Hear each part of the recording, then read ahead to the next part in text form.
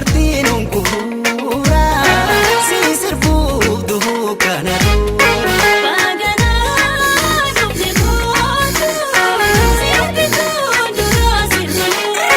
Bonsituu haadha goota si sirbuuf duhuu kana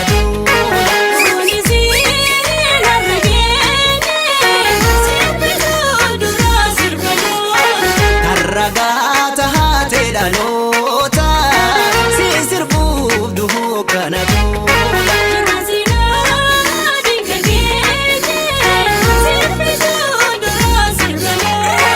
Anaa dhufuu haadha goota si sirbuuf duhuu kana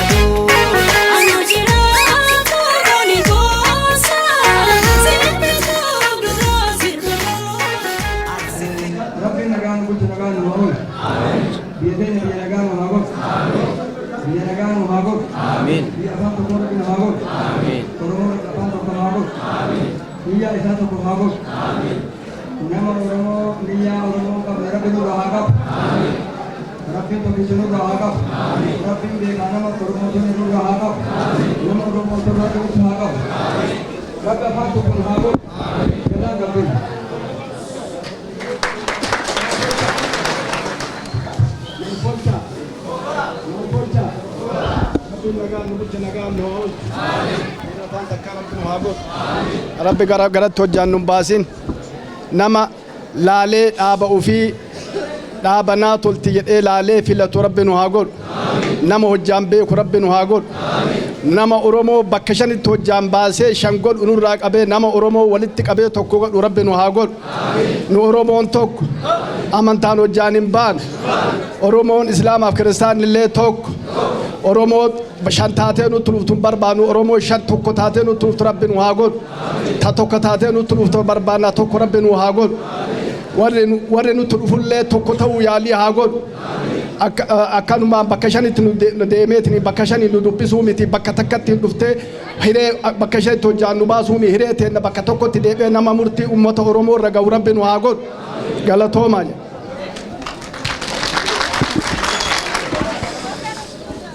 Rabbi nagaa nu bulchu nagaa nu haa oolchu. Biyya teenya biyya nagaa Rabbi nu haa godhu. Bakki teenya mana dhaabannee guyyaa kana haasa'uutti jirru kuni dhiiga Jeneraal Hussein Bunee daraararra dhaabachuutti jirraa beeytu ijoolle. Dhiiga Haaji Isaaq daadhii tarreerra dhaabachuutti jirraa beeytu.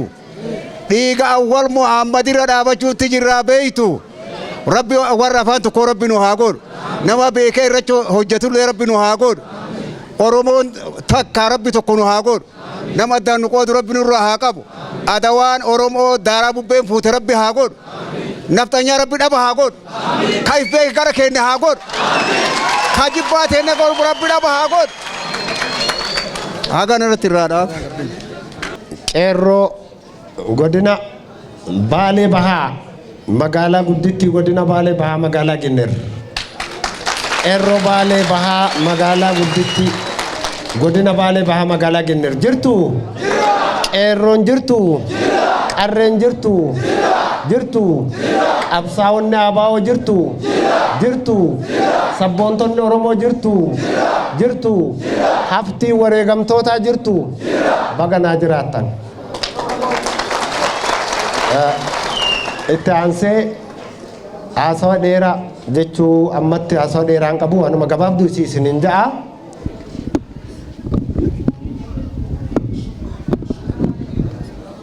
Isa kanaaf jabeessitanii akka na dhageeffattan isin gaafadha. Kabajamaa miseensa koree hojii raawwachiiftuu fi gaafatamaa jaarmayaaf siyaasaa dhaaba keenya adda bilisummaa Oromoo jabeessaa gabbisaa akkasumas miseensa gumii sabaa ABO jaal hundee daraaraa akkasuma miseensota fi hoogganoota ABO keessaahuu itti aanaa ajaja godina kibba bahaa na biratti kan turee fi miseensa gumii sabaa ABO kan ture jaal sardaa baatii akkasuma jaarsaa mitii miseensa ABO cichaa fi sabboona goota guyyaa dhugaa ka guyyaa qurxii Haaji Bunki as nu biratti argamu. Akkasuma immoo kabajamtoota qondaalota miseensota waboo duraanii hedduun keessan akkas keessatti argamtan ni beeka. Akkasuma miseensota keenya qeerroo fi qarreelee keenya magaalaa guddittii Godina Bahaa Baalee Gindhiir manguddoonni keenya kanneen yaamicha guyyaa har'aa waajjirri adda bilisummaa Oromoo ABO magaalaa guddittii Godina Bahaa Baalee magaalaa Gindhiiritti banuuf deemnu irratti anuuf argamtan hundi keessan baga guyyaa kana waliin geenye isinin ja'a.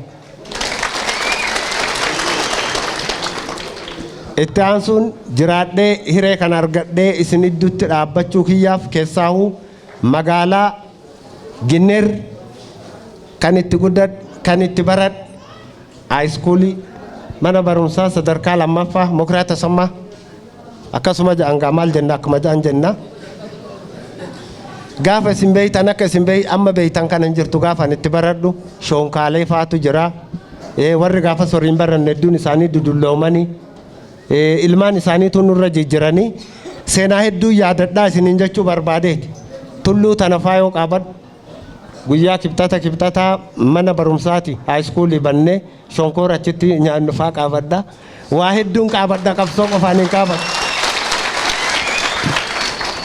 Akkasuma immoo magaalaan guddittiin Godina Bahaa Baalee magaalaan Gindhiir madda galii qabsaa'otaati. Madda uumama qabsaa'onni keessaa burqan ijoolleelee hedduu dirree isin gartan kanaa baafnee hedduun isaanii gara tokkoon gammachuu guddaan liqinfamee dubbachuu hin danda'u gara tokkoon ammoo gadda guddaatu natti dhagahamaa jechuudha. Ilmaan qe'ee kanaa baase hedduun isaanii godaanaa xiqqaafaa ilma qabsaawaa sabboonaa qondaala adda bilisummaa Oromoo istaafa sadarkaa buttaa kan ture godaanaa xiqqaafaa ilma Huseen Godaanaa abbaan isaanii amma nu biratti argamu Soofumaritti lola seena qabeessa keessatti nu biraa wareegame gaddaan yaadadha. Akkasuma Leencoo Bunaa obboleessa barataa xiqqaa ammas jira qaachanitti na biraa nyaatame gadda guddaan liqinfamee yaadadha. Gabbis xiqqaafaa isa qofaa miti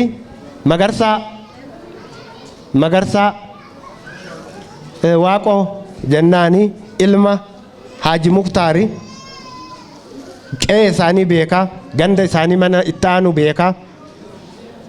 Isaan kun hundi na bira hafanii har'aan isin biratti argame gadda guddaan dhagahama. Rabbiin lubbuu isaanii jannataan haa qananiisu. Galanni isaanii wareegamni isaanii bilisummaa akka ta'uuf taa'ullee shakkiin qabu jechuudha. Egaa inni kun san qofaa miti. Nuyi narra ol bira teenyu kun magaalaan guddittiin Godina Bahaa Baalee Gindhiir namoota hin beekneef malee namoota beekaniif handhura qabsoo Oromoo gadaamessa qabsoo Oromooti. Kun shakkiin hin jiru. Sababa kanaaf ragaan qabatamaan jiru godinoota Oromiyaa taligaa bilisummaa Oromoo qabu keessaa magaalaan qabsaa'onni bilisummaa Oromoo hoogganoonni qondaalonni fi miseensonni keessatti argaman namni 29 bakka tokkotti kanneen maastaroonni keessa jiran beektonni hayyoonni dabballoonni adda bilisummaa Oromoo keessatti argaman qabriin isaanii bakka tokkotti awwaalame magaalonni Oromiyaan qabdu keessaa magaalaa Gindhiiridha. Isa kana qabrii isaanii kana bakka hoogganni adda bilisummaa Oromoo ol aanaan nu biratti argamutti akka wanniin ta'u abaaboon hooggana ol aanaa adda bilisummaa Oromoo nu biratti argamuun carraa arganne kana waliin qeerroo waliin taane abaaboon akka qabrii isaaniirra nuu kaayamus kabajaan gaafachaa qabrii isaanii kana qeerroo fi qarreen hawaasni keenya uummanni keenya nu cinaa dhaabbattanii yoo waan biraa dadhabne soodduu dhakaa biyya keenya jiruun alaabaa adda bilisummaa Oromootiif suuraa isaaniitiin miidhagsinee akka ijaarruun kabajaan isin gaafadha. Akka kanarratti na qarqaartaniif nu cinaa dhaabbattan isin gaafadha. Egaa hangana yooniin jedhee itti aansee hiree kanaan duraan hamma tokkoof mufiin waan garaagaraa nutti dhagahame qabsoo keenyarraa mufannee dhaabbannus amma immoo qabsoo kanatu keenya abbaa qabsoo kanatu nuyi abbaan kibba bahaa nuyi isa kanaaf qabsoon kun abbaa nu malee waan hin qabneef jecha abbaa qabsoo kanaa taanee qabsicha kana abbummaan kallacha itti kennine wareegama kalee caalaa kafallee caalaa wareegama siyaasaa kafallee dhaaba keenya adda bilisummaa Oromoo olaantummaa gonfachiisuu fi saba keenya rarraga inni barbaaduun ga'uuf murteeffannee hiree kanaan isin biratti argamuu fi haala kanaan arguu keessanitti baga gammanne baga gammadeen isiniin ja'a. Itti aansuun dhaamsi gabaabaan isiniin ja'u qabsoon itti turre ulfaata wareegamni kafalle ulfaata abbootiin qabsaa'ota irra nu keessatti argamanii abbaan qabsaawaa faa sababa qabsoo kanaa arraif wallaalee akka jiru akkasitti nu badha moo akkanaami ilmi isaa gootummaan osoo lolee lolchiisu dirree qabsoo irratti kallacha diinaaf kennee rasaasa diinaatiin nu biraafi kanaaf akkasuma immoo maatiin hedduun fakkeenyaaf gaafa waajjira magaalaa kanatti bannu bara 1992 in qaabattanii magaalaa kana keessatti gootowwan akka Jaaldaraaraa faa if biraa dhabne inni iyyeen isa baasuuf motoraan wareegama kafalee dheengadda hiree rabbii ta'ee amrii ta'e kanaaf jaallan ummanni keenya qabsoo kanaaf irbaata rasaasaa godhee dhabee kanneen akka Jaal Magarsaa Waabeefaa gootowwan urjii lola keessaa namoonni kun tokko lamaa miti hin beeytan Qishiree Baaleefaa jaallan keenya kanneen harka diinatti laachuu didanii malkaa odatti guututtiif barbadeessan hedduun isaanii waan fuula keessan duraa ifee mul'atu jechuudha. Kanaaf qabsoo wareegama akkasii itti kafalle kan qe'een keenyatti diigame hiree keenyatti dhabne carraa keenyatti dhabne haala fedhe keessatti eenyuufuu dabarsinee hin laanne. Galfata gumaa abbootii keenyaa galfata qeerroo keenyaa wareegama qeerroon keenya kumaatamaan kumni shanii ol dhiigni isaanii ispaaltii irratti jige qabsaa'ota keenya awwaalcha malee lafeen isaanii lafa addaataa jirtuu fi mataa qorii isaanii keessa shimbirti bishaan dhugaa jirtu abadan dhumnee dabarra malee eenyulleef galfata sana amaanaa sana nyaannu gumaa isaanii bilisummaan geenya. Inni dabre hundinuu dabree jira jaallan ummata keenya manguddoo keenya ka dabre isatti hin deemnu waan sanarra hamaa kan nyaatutu dhufuuf deema afaan banateen nu eeggataa jira. Kanaaf walmiinee walmiini dogoggorri jira jira rakkoon jira jira karaan jira moo karaan hin jiru akka itti ilaallannu fuula dura haanuu ta'u ammaaf waraabessa afaan nutti bane sana hanqisuun dirqama sabummaa keenyaati carraa biraan qabna. Dhaabonni Oromoo maqaa Oromoo himatan carraan kana booda isaan qaban tokkollee hin jiru. Tokkoof tokko qofa. Inni tokkichis tokko taanee waan barbaanne sana bakkaan gahuu qofa. Ummata keenya burjaa jechuun ganda keessa deemnee qe'ee keessa deemnee balbala himachuun kun wacaale kun bullaalla kun jiraayituu kun ani hin beeku gaa. Kana boodaan xumurri isaa magaalaa Gindhiir irratti inuun jiru duraanis magaalaan Gindhiir ammoo magaalaa handhuura qabsaa'otaa ka dhiigaaf lafeen goototaa itti wareegamtee lafa addaataa jirtu. Haala sanan keessummeessinu. Ni keessummeessinaa? Ni keessummeessinaa? Kanaaf bakki seenaa qabdu magaalaan Gindhiir barisin harka wal qaxxaamursitanii fakkeenya qabsoon ta'an lubbuu kitima jijjiirraa hin qabne kitima gootanii harka wal qaxxaamursiisan fakkeenya taatanii jechuudha. Kun dhugaa jirtuudha. Eenyus kana haaluu hin danda'u. Kanaaf nuhiin akkasii arra gandaan nu himuun gosaan nu himuun qabsoo gartee gola keessatti achi deebifnee hasaasuun qaanyaa caalu kanaa ol hin jiru jechuudha. Kana nus hin fudhannu, uummanni keenyas hin fudhatu. Rooba irratti labsinee jirra, dodola irratti labsinee jirra, asaasa irratti labsinee jirra. Arra isin bira sa'a murtaawaaf jirra. Sa'a murtaawaa kana booda halkan kana deemnee qorra irratti illee labsuu deemnaa jechuudha. Abaddan morma nu kutan hin yaadamu hin danda'amu. Kanaaf qabsaa'onni mufattanii haala garagaraatiin aariin waan garagaraa isinitti dhagame nuti abboota keessan, angafoota keessan, hogganoota keessan, jaallan keessan wanni nuun furre tokkos hin jiru. Kana waadaa isinii seenuun barbaada maqaa dhaaba kiyya Adda Bilisummaa Oromooti. Kanaaf hundi keessanuu dippiloomaatota Adda Bilisummaa Oromoo taatanii, dabballoota taatanii qabsaa'onni keenya guyyaa irra jirru kanarraa kaasee bakka jirru walitti dhufnee mari'annee ABO'n tokko, kaayoon keenya tokko, galiin keenya tokko. Inni kalaan alaa wal sobuu fi kijibuun hin danda'amu. Abbaan waa corachuu barbaadde achi siqee waa coradhu. Sin dhoorgin, si duran dhaabban waan coratte coradhu. Kaayoo dhiigaaf lafee itti kafallemmoo sharafa yoo ka jettu taate sihii miti Tigree adda ciraa saniifuu takkaan jilbiiffanne kana hubadhuu siin jedhe. Waajjirri Adda Bilisummaa Oromoo godinoota kibba bahaa keessaa'uu godina Bahaa Baalee aanaalee jalatti argaman inni isinii mirkaneessu magaalaa Beeltoo, magaalaa Daawwee Sarar, Daawwee Qaachan, Raayituu hunda bakka wareegama itti kafalle keessatti akka bannu isiniif mirkaneessuun barbaada. Sababni isaa wareegama kafalle. Guyyaa rakkoo qullaa deemne akka bineensatti shamarran keenya qaama saalaa dhuffachuu didanii bineensa taanee injiraannu nyaatanii injijiinnu nyaatanii bakki itti dhokanne bakki itti gartee argannu nyaanne dhabnu agabuu bullee garaa keenya itti dhalne gammoojjii isin garta kana waan ta'eef seenaa kana haaromsuu barbaanna maqaa dhaaba keenya Adda Bilisummaa Oromooti. Inni kun warreen wal dhabii jiraa wal muufii jiraa jedhu wal dhabii sana rakkoo sana kan furu isin qabsaa'ota kanaa jechuudha. Moo akkanaami?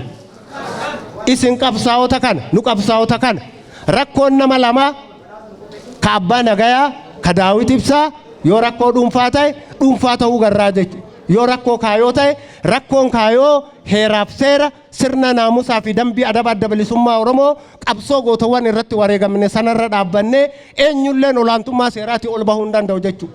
Eenyulleen ni furra ni hiiknaa jechuudha. Jaarsa qabna, hayyuu qabna, beekaa qabnaa jechuudha. Inni kanaan ala dabre gubba'aan nama rabbii keessi maalii ta'uun hin danda'amu jechuudha. Kana immoo keessummeessu. Kanan keessummeessun. Kanaaf isa kana isinii mirkaneessuu barbaada. Ololli barbaachisaa miti. Walirratti hasaasuun barbaachisaa miti. Dogoggorri nu gorfadhaa, nu qabadhaa, nuti foon keessan, ilmaan keessan isiniif caccabnee naaffannee akkana ta'an. Akkuma isin jiruu barbaaddan jiruu barbaanna dhiiroo. Homaan balleessin mana namaa seennee akkanan ta'an. Garaa isin hin nyaannu. Garaa isin hin nyaannu. Jaallannu biraa dhamaman garaa isin hin nyaatanii. Barnulleen jaran waa inuma barbaanna. Kunis garaa isin haa gubu. Kanaaf ni cinaa dhaabbadha. Yoo dhugaan gartee foonummaa taate warra waliin jennu kana anaa fi gariin abbuma lammoo taate. Garuu kaayoo akkanatti taane nu quuqaa jira malee wanti takka biraan jirtu. Bu'aan tokkos hin jirru dhiiroo. An dhugaa kana isin mirkaneessuu barbaada. Asit dhaladhe asit guddadhe. Kanaaf isa kanarratti duula waliigalaa waliin haa goonu isin qofa isiniin jechaan jirru guutuu Oromiyaa bakka jirrutti kana labsaa jirra. Kanaaf inni kun ammoo wanni itti deemaa jirru qabsoo bara dheeraa hidhannoo goone amma kara nagayaatiin qabsoo sammuu qabsoo beekumsaa qabsoo hayyummaatiin beektota keenya ijoollee keenya baratan kanneen dandeettii muuxannoo qaban jabeessinee qarree gorsinee elekshinii itti aanu kana dhibbaan dhibbatti injifachuu barbaannaa jechuu akka Adda Bilisummaa Oromootti. Kanaaf qabsoon karaa nagayaa maal akka eeggatu abbaa bira dabarree waa jechuu hin danda'u. Kanaaf abbaatu nu duuba jira isa waajjira kana keessatti naamusa disipiliinii kaayoon adda bilisummaa Oromoo qabu miseensa adda bilisummaa Oromoo qabu gariin keessa waan tokko tokko dhagaa magaalaa kanatti wanneen jarjaranii waan garagaraa gochuun maqaa keenya tuqaa waan hin taane faarsuun qabsoo karaa nagaa adda bilisummaa Oromoo itti jiru waan gara biraa jallisu irraa eeggadhaa isiniin ja'a. Kanaaf inni kun bal'inaan walitti dhufna yeroon qabu isin jaaladhaa isin ulfeessaa kanaa ol akka injifannoo galmeessitanis abdii qabna waliin jirra nu jajjabeessaa ulfaadhaa galatoomaa fayyaadhaa. Kabajamtoota maanguddoota keenya kabajamtoota sheekota abbootii amantii kabajamtoota qeerroo bilisummaa Oromoo kabajamtoota qarreewwanii fi maanguddoo Oromoo kabajamtoota ummata magaalaa Gindhiir fi Aanaasii keessummoota keenya godina Baalee lixaa magaalaa Roobeerraan waliin dhufan keessummoota keenya godina Arsii lixaa magaalaa Shaashamarreerraan waliin dhufan keessummoota keenya godina Arsii lixaa magaalaa Arsii Nageelleerraan waliin dhufan keessummoota keenya godina Arsii Bahaa magaalaa Dheerarraan biratti argaman hundaan guyyaa kana arguudhaaf waajjira keenya saaqachuudhaaf baga gammanne baga gammaddan isinii jedha. Kanatti aansuudhaan guyyaan kun waa lama qaba. Gaddallee of keessaa qaba, gammachuu of keessaa qaba. Irra guddaa gammachuu kennatu guddaadha. Baga gammaddan jedha mallee. Sababiin isaa guyyaa kana argachuudhaaf namoota hedduutu nu biraa wareegame. Qeerroo hedduu itti dhabne, hayyuu hedduu itti dhabne, beekaa hedduu itti dhabne. Beektonni sun ifaajeen isaanii fi wareegamni isaanii lafatti hin banne maatii wareegamtoota sanii baga gammaddan guyyaan kun bu'aa abbaa keessanii ilmaan keessaniiti baga gammaddan isiniin jedha.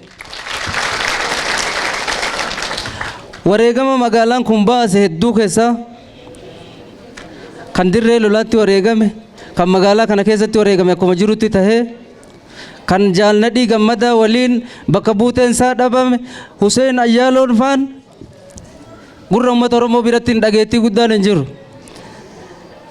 Garuu guyyaan kun akka argamu kan taasisan kun itti dhabamee kun itti wareegamee kun itti hidhameeti hidhamtoonni siyaasaa ABO'n hidhamaa turtanilleen warri miseensoti irraa wareegamee ilmaan isaa irraa wareegamee ilma malee hafelleen kan abbaa dhabee yataamaadha tahee guddatee namaa gaditti haati isaanii cabxee guddiftelleen guyyaan kun guyyaa keessanii baga gammaddan baga gammanne isiniin jedha.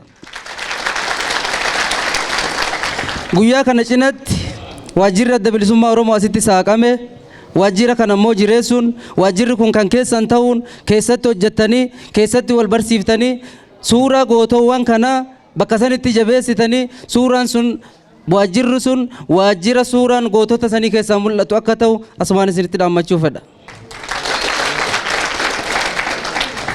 Kan itti aanu tokkummaa Oromoo irratti waa jechuu barbaada. Oromoon duraanuu lamaa miti tokko yaadaan namni gargar yaaduu danda'a yaadaan namni wal hubachuu dhabuu danda'a sun biyyaaf saban caalu. Wanni guddaan nuti harkaa qabnu kan rabbiin nuu kennellee nurraa fudhatee nu garsiisin Oromummaa qofa lubbuu nuu kennellee rabbiin harkaa fudhate ija namaa kennee nama harkaa fudhate beekumsa namaa kennee maraachee nu garsiise Oromummaa nama rabbiin irraa fudhatee nu garsiise garre badhaasa rabbiin nuu kenne alhamdulillah jedha. Wanni irratti nuti wal jabeessuu qabnulleen wanni irratti nuti waliif obsuu wal gorsuu qabnulleen Oromummaa qofa ta'uu hubattanii Oromummaa keessanii wal jabeessitanii tokkummaa qabaannee yoon deemin kufaatiin nutti dhufu kufaatii namootaa fi maqaa gareef paartii nutti deemu osoo hin taane kufaatii Oromoof Oromiyaa ta'uu hubattanii waan kanarratti jabaattanii tokkummaa keessan akka eeggattan ammallee irra deebi'ee isinii dhaama. Kan biraa diinni Oromoo akeeki isaa inni jalqabaa Oromoof Oromoo gargar baasuudha. Gosaan, godinaan, amantaadhaan wantoota garagaraa shira xaxa.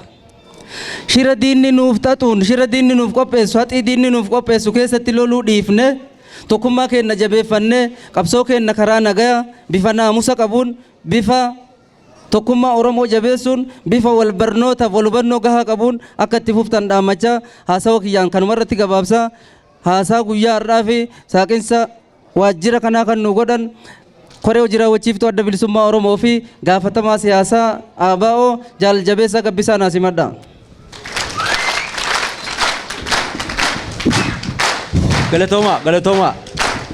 Galatooma. Uummata keenya aanaa Gindhiir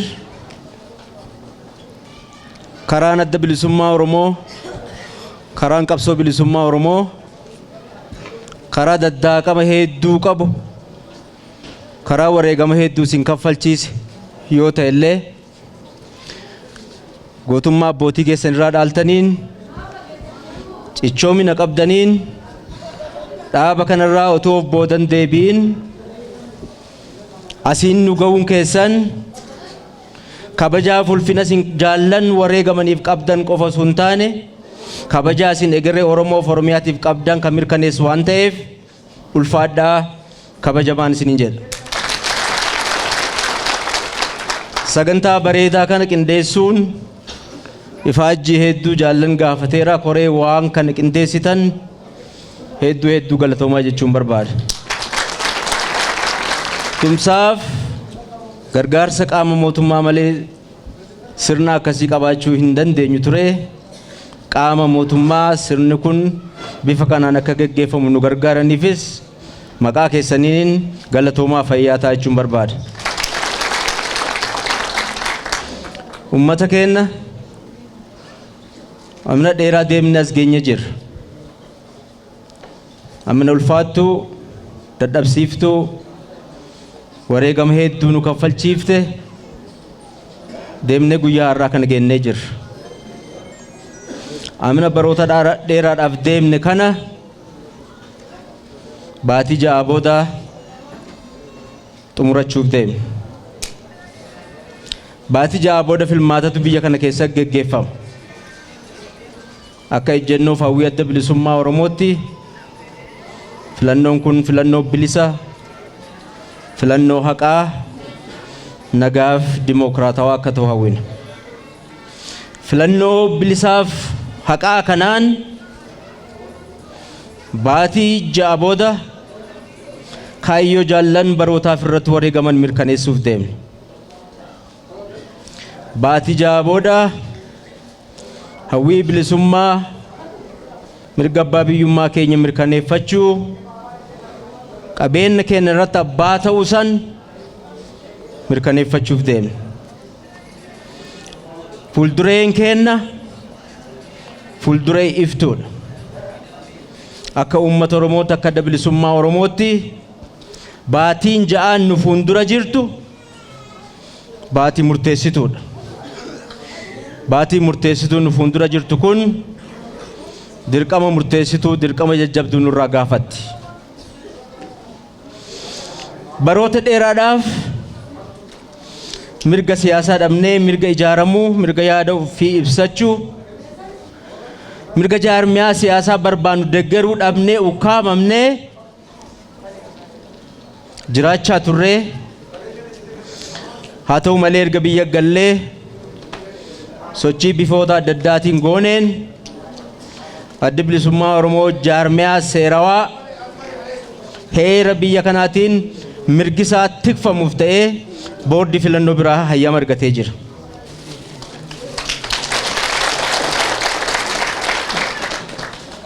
Adda bilisummaa Oromoo dhaaba seerawaa dhaaba boordii filannoo biratti galmaa'ee seeraan beekamu ta'uu jechuun maal jechuu akka ta'e ifatti beekuu qabna. Kalee adda bilisummaa Oromoo dhokannee gargaaraa turre deeggaraa turre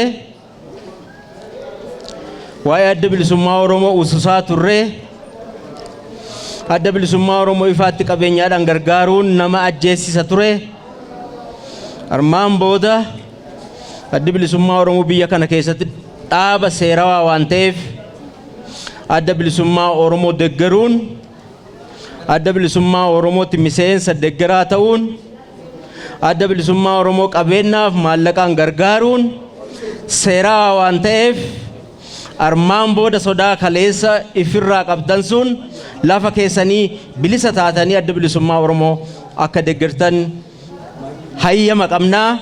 Hayyama kana dhimma baatanii adda bilisummaa Oromoo humneessuun dirqama haalli murteessituu yeroo ammaa nurraa gaafatudha.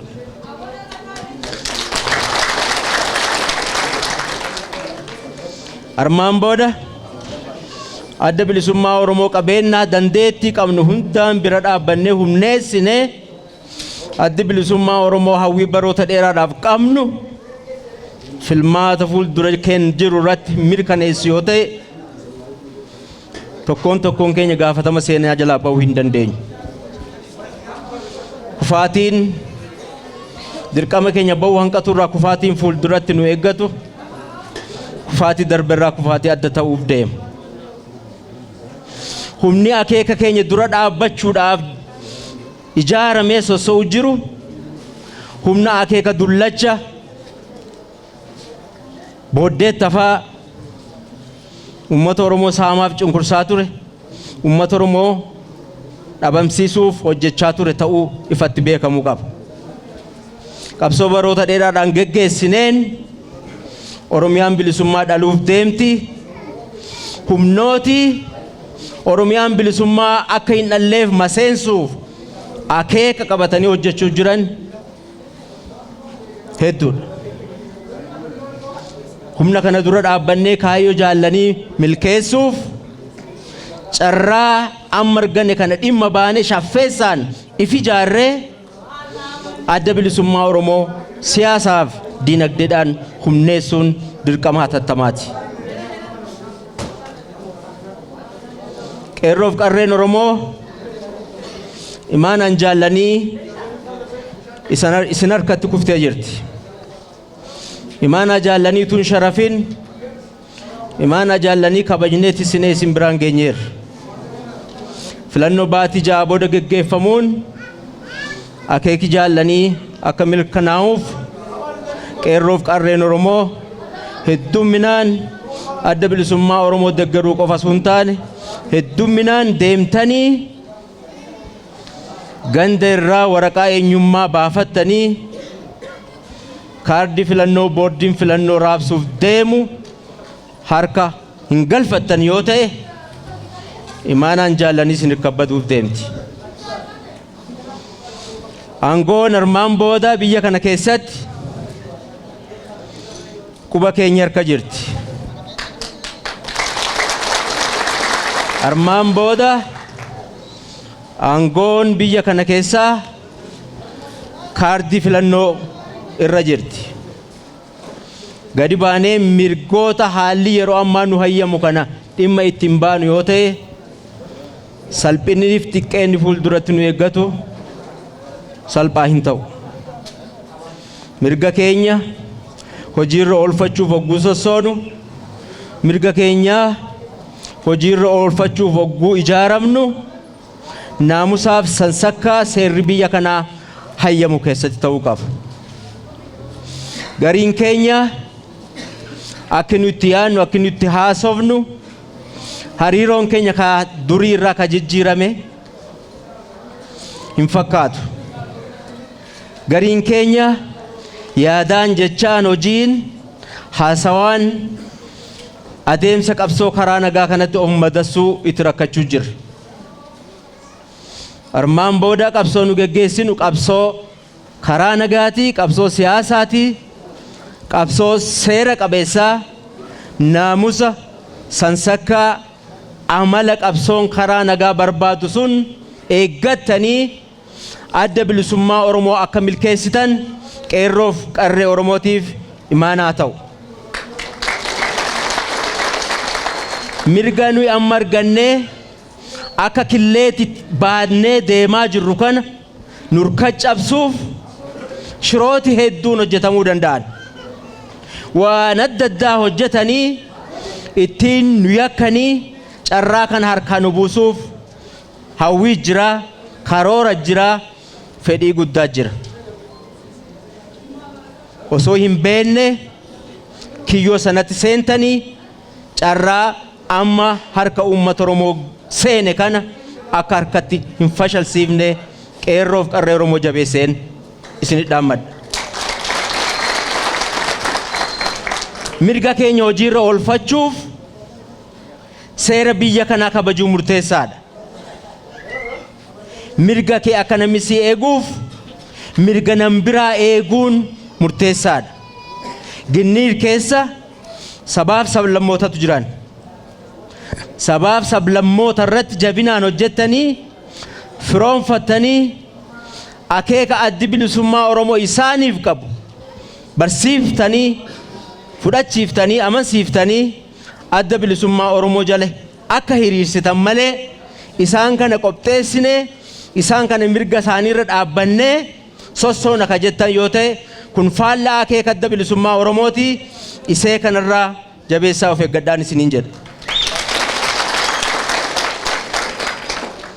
ODP'n miseensotii deeggartooti ODP yeroo ammaa kana abbaaf haadha dhabanii kanneen faca'an hedduu jiru.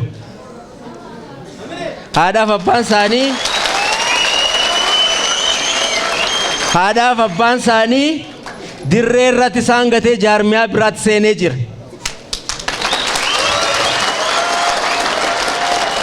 Kanaaf addi bilisummaa Oromoo abbaa isaanii ta'uuf qophiidha. Balballi isaa banaadha. Kottaa nutti dabalamaati.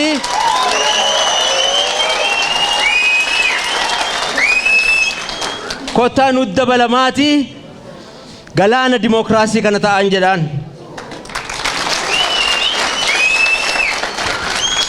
Ilmaan keenya poolisa keessa jiran, waraana biyya kanaa keessa jiran, caasaalee mootummaa adda addaa keessa jiraniif illee dhaamsa qabna. Caasaaleen kun jijjiirama keessatti arguu jirra. Ka duriirra garaagarummaa siyaasaa murannoodhaan keessummeessuu jalqabuu isaanii arguu jirra. Isa kana itti fufanii akka jajjabeeffataniin dhaamaaf.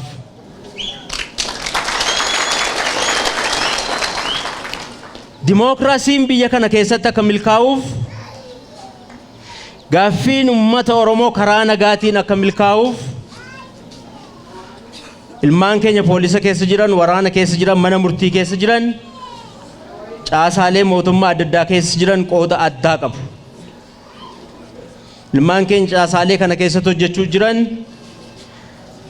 jaarmiyaalee siyaasaa Oromoo bifa hin baabsineen, bifa waliin caalchifneen tajaajilanii hunda walqixa tajaajilanii ummati Oromoo hawwii bara dheeraadhaaf qabu akka bakkaan gaatuuf qooda haalli yeroo ammaa isaanirraa gaafatu akka baadhatan akka bahataniin jabeessee maqaa keessaniin dhaamaaf. Jaarmiyaalee siyaasaa Oromoo osoo hin baabsine utuu waliin caalchifne ka tajaajilan yoo ta'e paartiin kamuu injifatee mootummaa ijaaru, mootummaan kamuu haa utubamu, ilmaan Oromoo caasaalee kana keessa jiran itti fufanii uummata Oromootiif hojjechuu waan danda'aniif naamusa dalagaa hojiin dimookiraasii isaan irraa gaafatu, seerri biyya kanaa isaan irraa gaafatu hojiirra oolchuudhaan jaarmiyaalee siyaasaa Oromoo hunda walqixa akka tajaajilan dhaamsa kiyya jajjabduu guyyaa har'aati. Akka kaleessuun meeshaa farreen dimookiraasii ta'anii mirga uummata Oromoo akka nu kaamsine, meeshaa humnoota farreen dimookiraasii ta'anii akeeka uummati Oromoo galmaan gaachuuf itti deemaa jiru kana akka hin fashalsiifne imaanaa lammummaa Oromoon itti dhaammadha. Kabraan waajjira sitti banannee jirra. Waajjira kana akka nuti ilaalu nuyi akka siidaa jaallan wareegamaniitti. Waajjira kanaaf kabajaa kennuun, ulfina kennuun, waajjira kana gargaaruun, utubuun, beekumsaan muuxannoo ogummaadhaan bira dhaabbachuun jaallan wareegamaniif kabajaaf ulfina kennuudha. Waajjira kana keessa teenyee egeree aanaa Gindhiir qofa osoo hin taane egeree Oromoo fi Oromiyaa keessan mari'annaa, keessan murteessinaa, keessa waliin hojiirra oolfannaa murtii karoorri habadan finfinneerraa armaan booda Gindhiir nufu murtiin karoorri Gindhiir itti masakamu waajjira kana keessaa madditii isee kana ta'uu beettanii waajjira kana jabeeffachuus imaana jajjabduun isin bira kaadha. Waajjira kana eenyullee abdannee hin banne qabeenya qabaannee hin banne dandeettii ajaa'ibaa guddootti qabaannee hin banne tokkoon keessan abdannee banne. Abdii isinirra kaayanne kan akkasin baatan shakkii tokkollee hin qabu. Dhumarratti labsii tokkoon qabaa. Addi bilisummaa Oromoo hoogganni adda bilisummaa Oromoo teessuma geggeeffatee mari'atee goota keessan ilma keessan jaaldachaas roobaa gaafatamaa adda bilisummaa Oromoo Bahaa Baalee taasisee ramadee jira.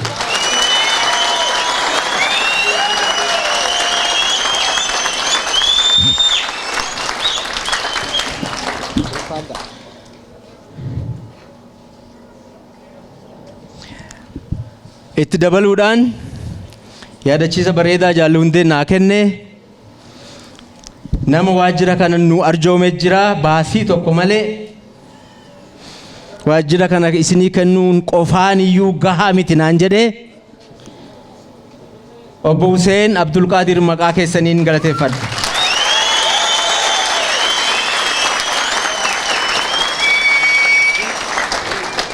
Ummata keenya dhaaba kana waliin imala hedduu deemtanii as geessanii imala nu hafte kanas akka waliin xumurree mirga ummata Oromoo akeeka jaallanii filannoo baatii ja'a booda geggeeffamu irratti mirkaneessinee walitti deebinee akka waliin gammannu nabdadhaa fayyaa ta'aa ulfaadhaa injifannoon ummata bal'aaf.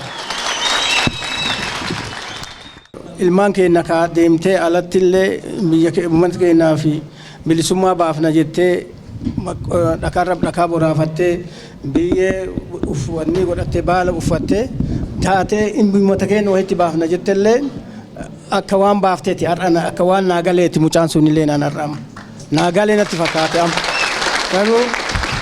garuu ka akka isaa hedduudha ka dhabame ka biyyee nyaatte ka biyyee gammoojjii tana keessatti qilee gammoojjii tana keessatti ruuhi lubbuu isaa bareedduu manni hin bitamne dhabe isa callaa miti hedduudha. Summaraafuu har'a akka waan nu galteeti akka waan bilisoomne jarri sunillee nu waliin as tetteettuutti gartee har'aa kana ga'iidha. Har'a kana ga'uu kana arguun kenna. Isii ka achitti deemtee huura seentee sangeette dhiisinuu kaasuuyyuu rabbi mutasiin nu ga'e malee ilmaan achitti saniif jettee ummata keenya kanaaf jettee alatti baatee dhumteef asitti nu bareessaa bahan asitti nu hidhaa bahan asitti nu miidhaa bahan. Waan kalee tana dhiisii ijoollee nama hagamtu tare namni tare martuuyyuu osoo akka nu har'a kana argine eegee kana argee xuruu jenna gartee kan haga osoo kan arge osoo amma irra dabarellee jaalladhan teenya ta dabarte saniin kun ummanni waan isinitti dhumutan san ummanni argee har'a harkaa qaba ummanni har'a argate jennee itti himnanullee yoo boriyoo dabarellee yookaanillee ammoo rabbiin ammallee nu haa bilisoomsu rabbi bilisummaa tan walitti nu haa dhaabu. Rabbi walitti nu haa dhaabu. Rabbi inni danda'a. Rabbiin homaan nama rabbi wanni dhibaan jirtu nama dhibdi malee rabbi homaan dhibdu rabbi homaan dhibani rabbi bilisummaa tan walitti nu haa dhaabu. Rabbi ammallee in argine malee amma karaa qabanne malee kan hin gaanne rabbi harkaan nu haa ga'u. Rabbi nu haa bilisoomsu. Kennallee ijoolleen dabartellee ammoo har'a homaa akka waan nu keessa jirtuuti. Baay'ee isinillee galatooma. Warri amma jaalladhan amma dhufte tunillee rabbi ifaaja isii rabbi haa kafalu. Kalee qilee kam kaatee qilee kam buutee qilee kam seentee dhakaa kan bootee dhakaa buraafattee baala uffattee hin beeyna.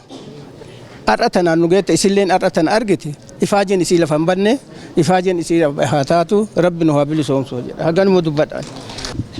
Guyyaa kana jarraa kan argadhee asirratti bahee dubbachuu kiyyaaf hedduu na gammachiisa. Hiriyoonni kiyyaa fi qeerroon magaalaa Gindhiir hundi keessanuu baga guyyaa kana gammachuu kana na waliin qoodamtan isiniin jedha.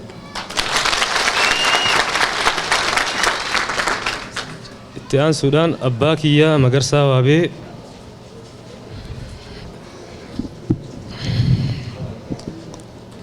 ani ijoolleedha yeroo inni akira bosonatti kufu hedduullee yaadadhu haa ta'u yeroo lama carraa argadhee ture harmeen tiyya na fuutee yeroo tokko bosona gaara kubbaayyootti bira nageessitee dubbiseen ture wal argeen jira marsaatti aanullee ganda luqume jedhamu naannoo beeltoo kurkurruttis isaa bosona jiru bira nageessanii hedduu waliin ture halkan tokko lama bira ture bira deeme osoo deebinee waliin argin wareegamuu isaa dhaga'ee jechuudha.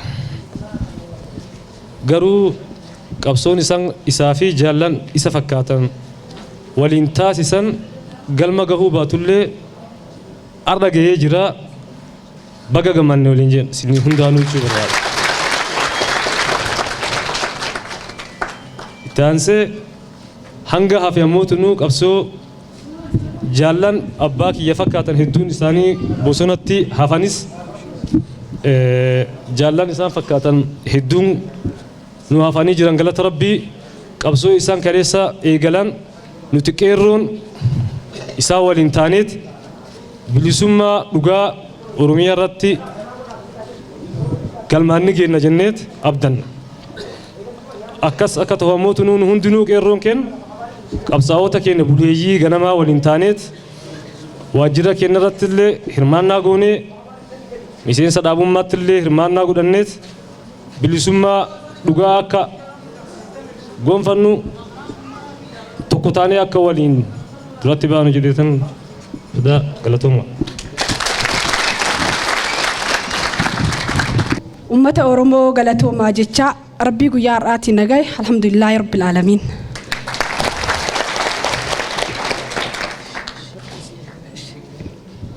Nuti abbaa malee guddachuu keenyaaf baay'ee nu gaddisiisa. Haa ta'u malee guyyaa kana arguudhaaf alhamdulillahi rabbil aalamiin abbaan kiyya akka hin duunetti guyyaa kana kalaalu qabsoo inni kalee irratti wareegameef har'a guyyaa kana arguu kiyyaaf galata guddaadha. Nuti dhiifama garuu abbaa keenya sa'aa kana umrii kiyya kana abbaa kiyya hin beeku diimaa haa ta'u gurraacha haa ta'u caalaa tuujii jetti warri qabsoo jaallan isaa wayitii nutti himtu. Inni baay'ee keessaafuu deeggaraa ABO ta'uu isaatiif baay'ee gammada. Nuti homaa hin beeknu. Har'a garuu seenaa isaa kanaaf isin dura dhaabbachuuf baay'ee gammanna. Isinis galatooma. Keessaafuu uummata Gindhiir baay'ee isin galatoofan. Yommuu nu argan hundi abbaa keenya nu yaadachiisu.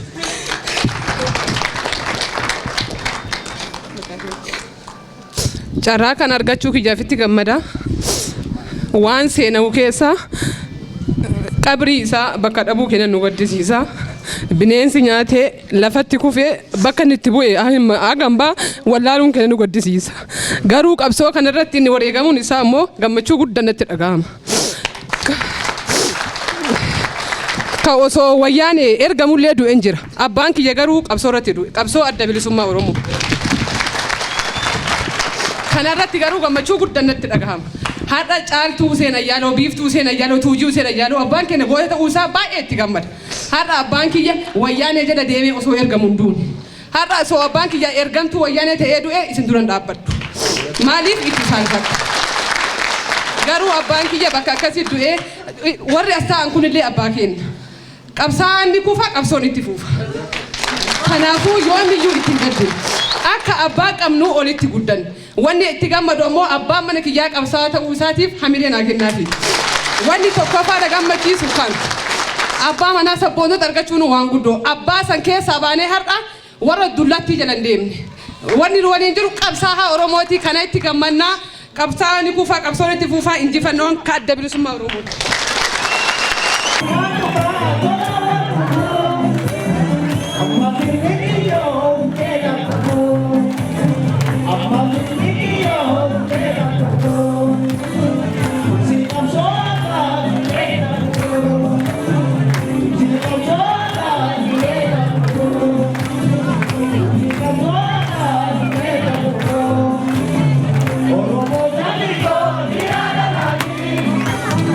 Oh,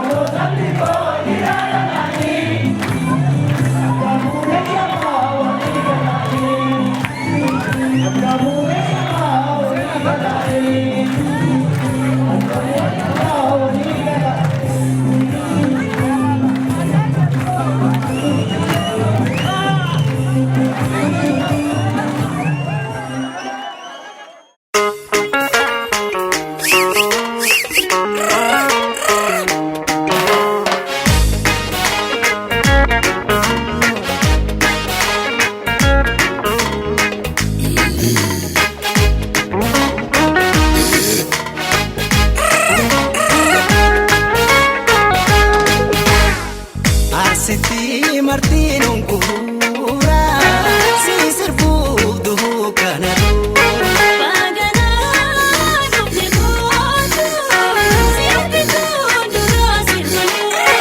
Boonsituu haadha goota si sirbuuf duhuu kana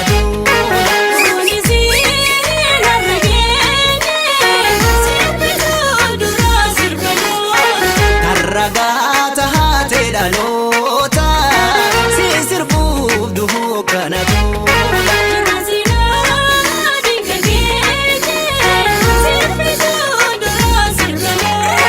Anaa dhufuu haadha goota si sirbuuf duhuu kana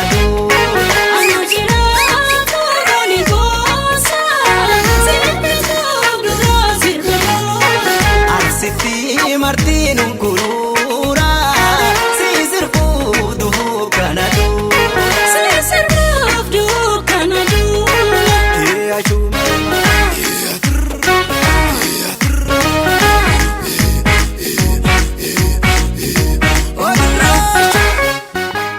Waajjirri adda bilisummaa Oromoo deebi'ee bara 1992 as deebi'ee waajjirri kun magaalaa kanatti banamuun waan hedduu nu gammachiise waan hedduu guddoo nama gammachiisu waajjirri adda bilisummaa Oromoo guddaan akka kibba bahaa Oromiyaatti jiru magaalaa kana keessatti argama warreen bulchiinsaallee gaafannee jirra qeerroon bilisummaa Oromoolee gaafachaa jira waajjirri amma kireeffanne kun haga waajjirri sun nu deebi'uuf kan afachuudhaaf kireeffanne malee waajjira adda bilisummaa Oromoo ka duraan ture sana waan hin ta'iniif waajjirri sunis akka nu deebi'u gaafachaa waajjirri amma baname kun immoo waajjira san bakka bu'ee haga waajjirri sun saaqamuuf kan itti fayyadamuudhaaf ummati maallaqa isaa buusee yookaan immoo abbaan qabeenyaa tokko fuudhee haga waajjirri adda bilisummaa Oromoo sun deebi'uuf ummata kana gumaachee jechuudha. Waajjirri kun waajjira seenaati, waajjira sanitti aanee jechuudha.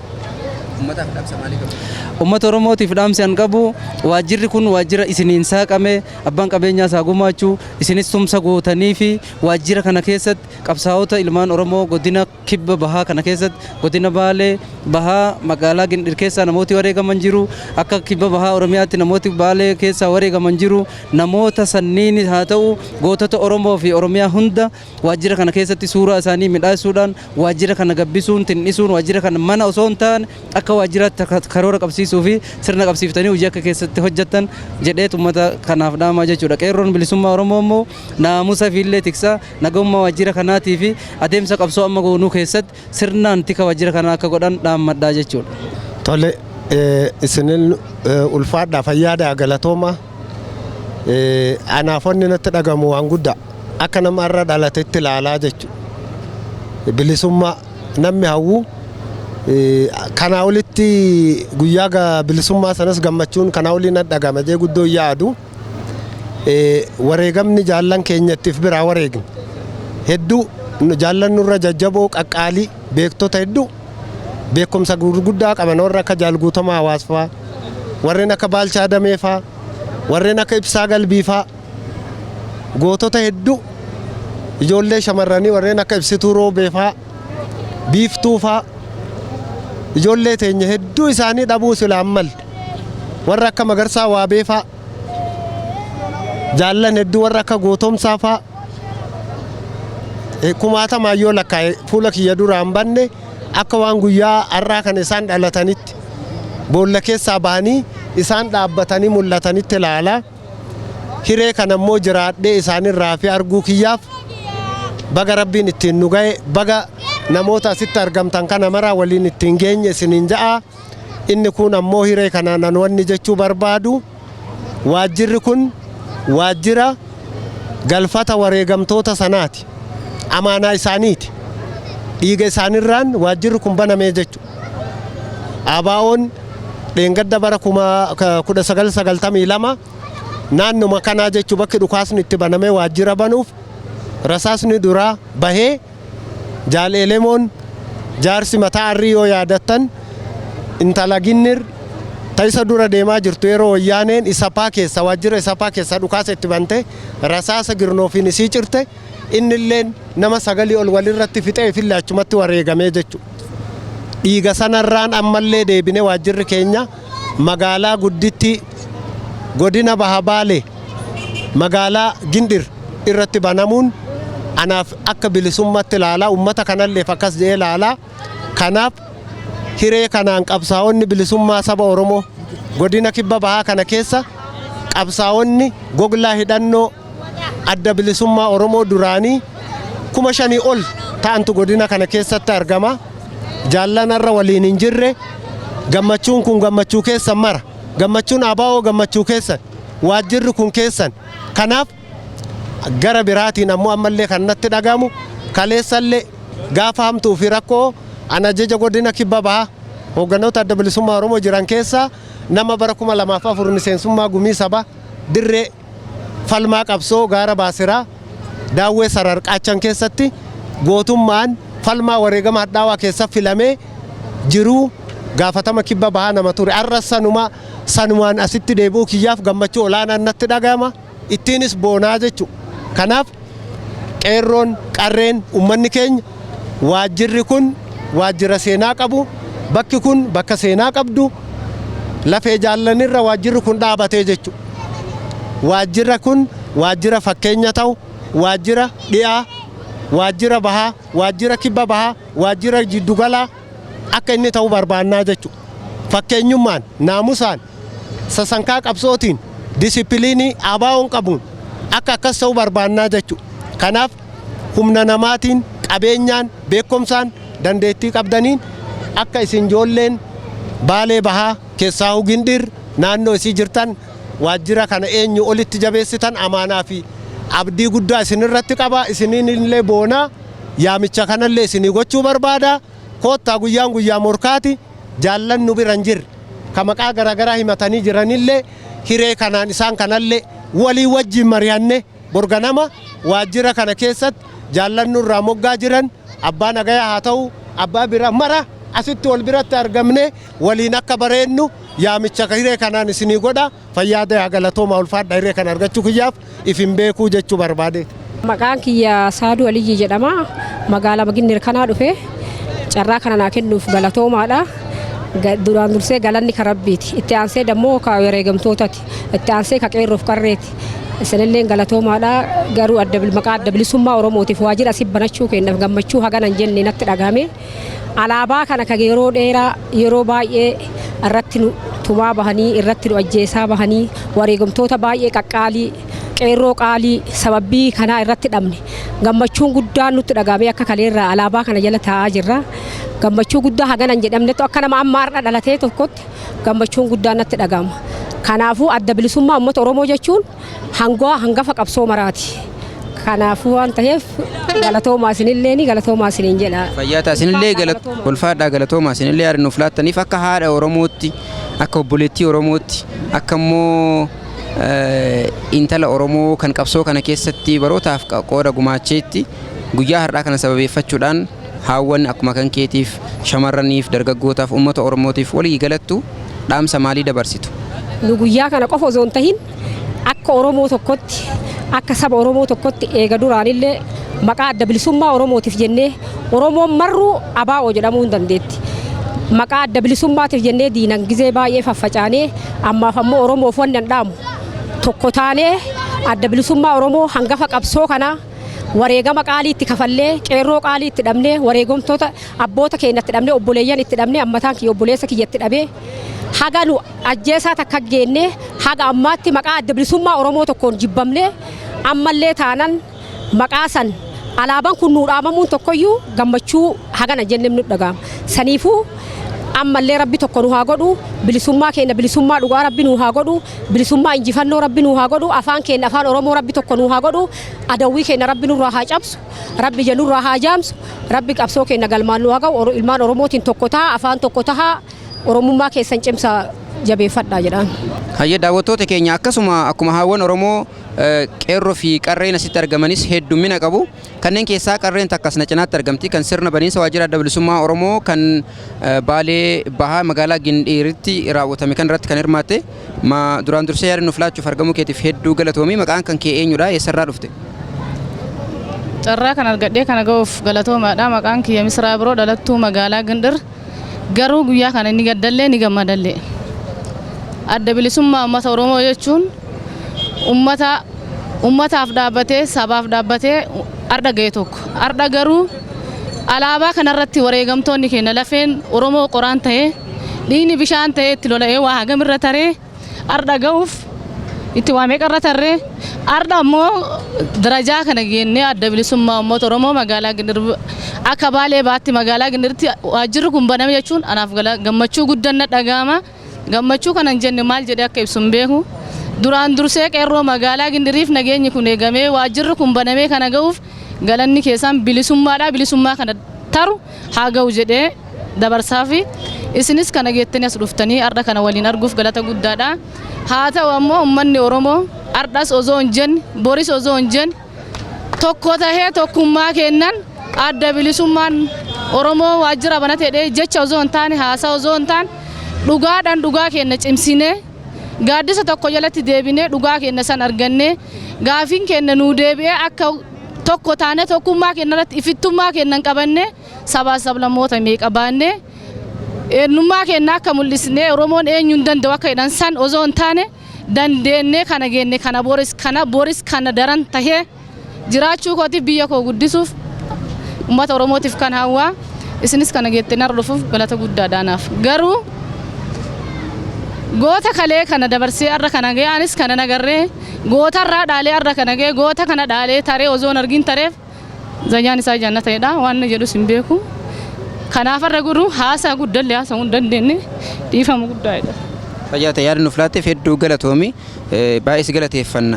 Daawwattoota keenya akkasuma kanneen sirna kanarratti argaman qarree fi qeerroo qofa odoo hin taane warreen qabsoo kana keessatti baroota dheeraadhaan dura jalqabee bu'uuramuu yookaan bu'uureeffamuu adda bilisummaa Oromootirraa jalqabee warreen qabsoo kana keessatti wareegama sadarkaa adda addaa baasaa turan kan qaamaa qalbiin itti miidhamanii hafan manguddoonni Oromoo haawwan Oromoo hedduminaan argamu. Akkasumas ammoo warreen maatii wareegamtootaa kanneen ta'an kan maatiin isaanii qabsoo kana keessatti wareegama kafalee lubbuudhaan darbee ilmaan isaanii immoo itti darbanii baroota dheeraadhaaf hanga umriin isaanii eeyyametti dargaggummaarraa kaasee sochii adda addaa keessatti taasisuudhaan mirga uummata isaaniitiif falmaa turan maatiin wareegamtootaas asna cinaatti argamu. Maatii wareegamtootaas asna cinaatti argaman keessaa tokko yaada isaan isinirraa fuudhaa kan hordoftanan isiniin jedha. Dura dursoo baga guyyaa har'aa baga argitan siin jedha. Mee maqaan kan kee eenyudha? Dhalataa eessati eenyudha? Ani maqaan kiyya Muhammad Abdaa Biraayii yookiin ammoo abbaa biyyaa jedhama. Dhalataa Baalee Bahaa aanaa Gindhiiritti dhaladhee guddadhe. Kan jiraadhus magaalaa kana keessa haa taatu har'a wanni naannoo kana nuuf fidee bakka kanatti walitti argamnee qeerroo fi qarreen magaalaa kanaa fi maanguddoo fi dargaggeessa asitti wal ga'een gammachuu har'a waggaa meeqa abbootiin teenan argin. Ka haadha abbaan keenya itti waragamee obboleeyyan teenya itti daaraa uffattee allaattii nyaatti. Har'a ammoo kana argine jennee nu takkaa yaadiin har'a ammoo nu rabbiin oofee bara hagas gahu keessa har'a magaalaa tanatti gammachuu guddaadhaan biyya teenya isinillee olii dhuftanii nullee asitti simannee alaabaa kana arguun keenya waajjirrimmaan adda bilisummaa Oromoo hin banama jennee hawwineen beekne takkaallee yaannillee hin banama jennee har'a garuu gammachuun sun alhamdulillahi rabbil aalamiin rabbiin galanne haa gahu isinii dhufellee rabbi galanne haa deebisu har'a wanni as dhaabannee lafee abbootii teenya dhumti. Abbootiin teenya har'aami adda bilisummaan kun deeggaraa turelleen har'aami adda bilisummaa Oromoon ittiin hidhamaa turellee waggaa dheeraadha. Abbootiin teenya soorarraa eegaltee haga ammaatitti adda bilisummaa maqaa Oromoo jedhu kanaan hidhatti shamaa hidhaa keessatti ija dhabaa foon isaa allaattii nyaataa baar qurxummii nyaataa as geenne haa taatu alhamdulillaahi har'a wanni bakka tana dhufnee dhaabanneef gammachuu kana uummata keenyaa wajjin waan abbootiin teenya dalagde nuu miti ka dalage abbootii teenya dalage har'a nulleen garuu qooda keessaa qabaannullee ilmaan biyyaa gammachuu kana simachuu qooda uummata keenyaa wajjin fudhachuuf bakka kanatti argamne jechuudha. Akka maatii wareegamaatti yookaan maatii wareegamtootaa keessaa akka nama tokkootti uummata Oromootiif maal dhaamsa dabarsita?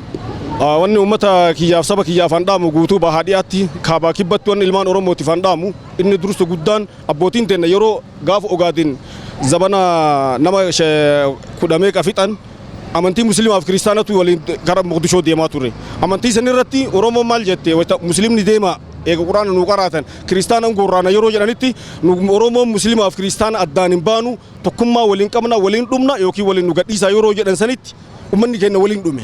Garuu silaa musliimni biraa deemee har'a kiristaanni gaafa dhume har'a silaa uummanni qabsoon tun asin geettu. Qabsoon gaafa warri jagnoonni namni kurnii sun dhumanii akkasuma nulleen har'a musliima kiristaana maali jennee asoo waliin qoonne tokkummaa kennaan adda bilisummaa jala dhaabannee hiriirree maqaa adda bilisummaa Oromootiin kakalee itti wareegamaa turre maqaa ABO'ootiin jechuu.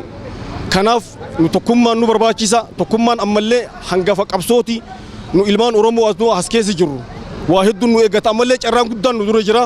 Tokkummaan nu barbaachisa abbaan fedhe nu bor dhufee as dhaabatullee nu ammoo bobaa ABO keessa jirra bobaa qabsoo harki kennaa maqaa ABO qabanu waggaa dheeraa itti hidhamaa turre akkuma abbootiin tana itti miidhamte nu ijoolleen ammas dhaabattee argitu hundi itti miidhamaa turan maakalaawii itti gallee qilinxoo itti hidhamne mataa keenyaan huursoo itti hidhamaa turre wanni gaafas qilinxoo maakalaawii huursoo itti hidhamaa turre sun adha rabbiin kun bilisa nuu fide osoo gaafas hidhamuu baanne arra sadarkaa kanan geenyu waan kalee hidhamaa turreef har'as geenne ammallee waan ilmaan teenya dhaamuuf qeerroo teennaaf abbootii teenya takalee dhumte abbootiin teenya daggala keessatti dhumte lafee abbootii teenyaan argan lafee obboleeyyan teenya dubra teenya obboleettiin tiyya daggala keessa duute lafee isin argan abbaan kiyya daggala keessa duute lafee isaan argan qabrii isaan argan waan sammaraa waan itti sabbaree irra waajjira dhaabatee alaabaa keenya arguun kennaan sammaratti sabbarree itti gammanna jechuu akka obboleettiin teenya rafee jettu arra gammachuu lama qabna gammachuun tokko gadda tokkallee gammachuu qabna takkallee gadda qabnallee haa taatu gadda sanillee gammachuu dabalannee waliin gammanne jechuudha. Kanaaf wanni guddaan an dubbadhullee hin jiru namoota hedduullee na eeggatana fakkaata.